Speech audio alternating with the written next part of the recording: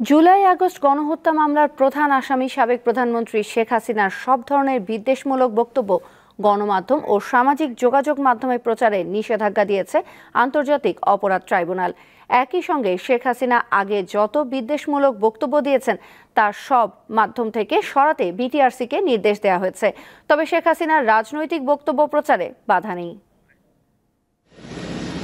৫ August ছাত্র জনতার অভ্যুত্থানে দেশ ছেড়ে ভারতে পালিয়ে যান শেখ হাসিনা। তারপর বিভিন্ন সময়ে নেতাকর্মীদের সঙ্গে শেখ হাসিনার কথোপকথন ভাইরাল হয় সামাজিক যোগাযোগ মাধ্যমে। অন্তর্বর্তী সরকারকে নিয়েও তাকে নানা ধরনের কটূক্তি করতে দেখা গেছে সামাজিক যোগাযোগ মাধ্যমে। এমনকি আন্তর্জাতিক ট্রাইব্যুনালে তার বিরুদ্ধে দায়ের হওয়া মামলা নিয়েও নানা কথা বলেছেন শেখ হাসিনা। এতে বাদী এবং সাক্ষীদের মধ্যে ভয়ভীতি ছড়াচ্ছে দাবি করে শেখ হাসিনার বক্তব্য গণমাধ্যম ও সামাজিক যোগাযোগ মাধ্যমে প্রচারে নিষেধাজ্ঞা চেয়ে বৃহস্পতিবার আন্তর্জাতিক অপরাধ ট্রাইব্যুনালে আবেদন করে প্রসিকিউশন। সবকিছু শুনে আমাদের আবেদনটি ট্রাইব্যুনাল মঞ্জুর করেছেন এবং বাংলাদেশ সরকারের যথাযথ কর্তৃপক্ষকে ট্রাইব্যুনাল আদেশ দিয়েছেন যে এই সকল হেট স্পিচ যেগুলো এখনও বিদ্যমান আছে সেগুলোকে রিমুভ করার জন্য এবং ভবিষ্যতে যেন এই ধরনের কোনো হেট স্পিচ আর পাবলিক বা ব্রডকাস্ট না হয় সেজন্য উনি আদেশ প্রদান করেছেন। এটি কি সব আসামির ক্ষেত্রে? আমরা এই আবেদনটি করেছিলাম শুধু একজন আসামির ক্ষেত্রে, আসামি শেখ হাসিনা সাবেক প্রধানমন্ত্রী।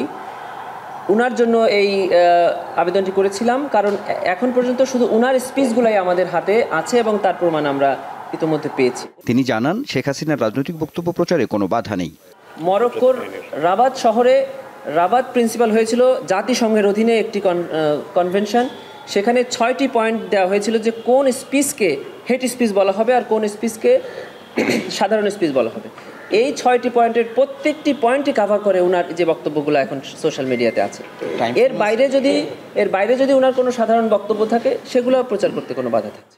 ইউটিউব, ফেসবুক সহ সামাজিক যোগাযোগ মাধ্যমে প্রচারিত শেখ হাসিনার বক্তব্য অপসারণের সুযোগ রয়েছে কিনা জানতে চাইলে প্রসিকিউটর জানান আন্তর্জাতিক অপরাধ আইন অনুযায়ী সুযোগ রয়েছে।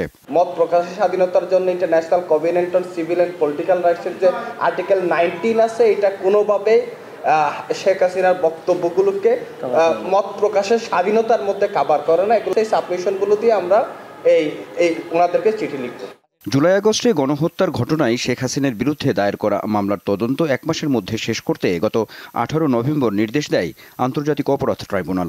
17 ডিসেম্বরের মধ্যে এই প্রতিবেদন দাখিল করতে হবে। আনোয়ার হোসেন, দীপ্ত সংবাদ, ঢাকা।